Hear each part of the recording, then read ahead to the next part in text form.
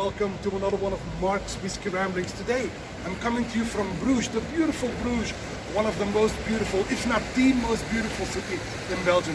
With its canals, its little boats, its belfries and old buildings and history. You should come visit it and see for yourself.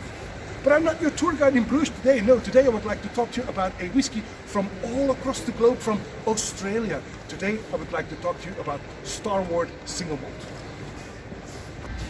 Now the Starward single malts ends with a D, right? Not to be confused with my favorite sci-fi trilogy. And I've had a bit of a soft spot for Starward since the beginning, because you may not know this, but in 2016 my friends Nick and Nielsen and I, we were writing a book about single malt, about whiskey for everyone, and they actually visited the distillery that is run by David Vitale, who now lives in America, but he still owns the distillery, and he's a bit of a visionary actually. At the time they didn't have any whiskey just yet, but my friends Nick and Ilse, they were allowed to try from the casks that were already maturing. Now this is something special. This malt matured on French oak barrels that had previously held red wine. So that is a bit of a outside the box, or as they say in Australia, that is an idea that came from the left field. And hence the name of this single malt released by Starward, Starward Left Field. It is bottled at 40% ABV and has a beautiful color copper, and this Australian single malt.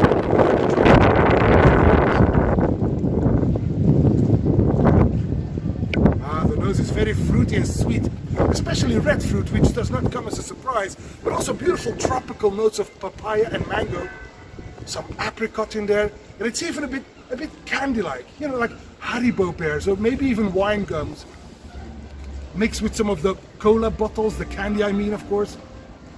And underneath is a soft spiciness, thin cloves and a hint of saffron. Beautiful, inviting nose on the palate.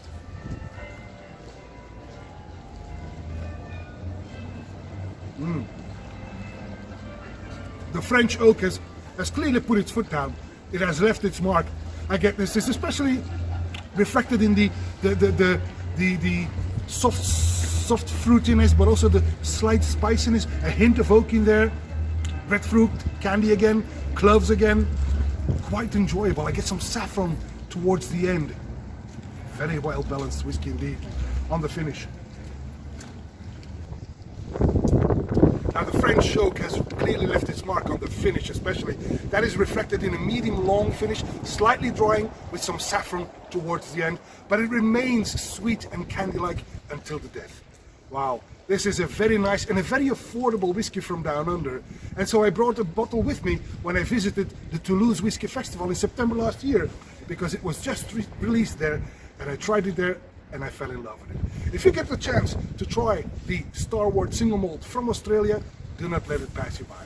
And that's all for this Whisky Rambling from the beautiful city of Bruges, and hope to see you at one of Mark's Whisky Ramblings real soon. And until then, may the malt be with you. Bye bye.